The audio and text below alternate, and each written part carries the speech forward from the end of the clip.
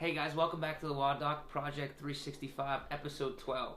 Hopefully you guys got a little bit out of Nerd Day yesterday. We're going to try to do that once a week where we kind of go over anatomical definitions and different more scientific aspects of what we do, trying to help us recover.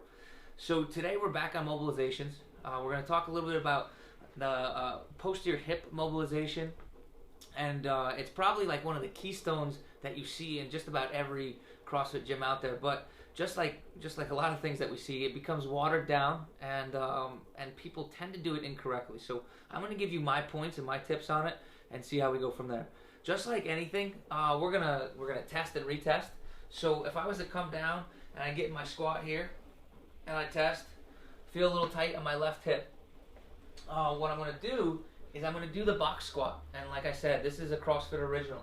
So I get up here, I place my leg across any type of bench or any type of horizontal surface that I can get there.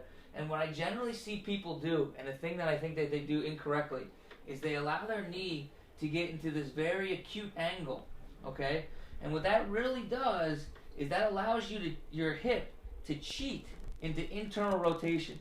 And what we're really trying to do here is we're trying to stretch the hip while it's externally rotated. So what I want you guys to do is I want you to get that knee and that hip in a 90-90 position. So once we do that, a lot of you guys, when you get into that 90-degree position, your knee's going to want to bounce up. So what we're going to do is we're going to take note to my back leg here. We're going to bend the back leg, which is allow me to get my knee back onto the bench. And the mobilization then turns into me straightening my back knee. Now, for those of you guys that are more flexible and that isn't a problem, what we're going to end up doing, I'm just going to go on the other side so I can show it to you at a different angle.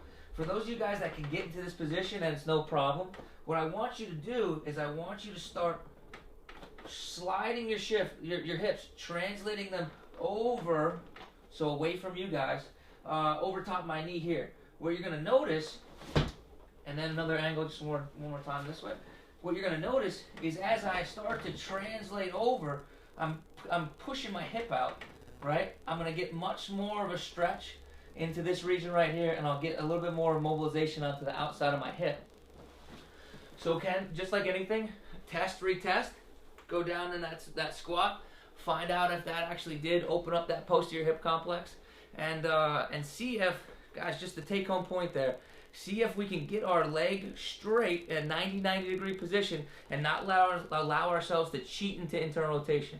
So today's prescription is to go ahead, try that out, try to accumulate 2 minutes per side, squat, and then test, and then retest, and we'll see you guys tomorrow. We're optimizing function to optimize performance.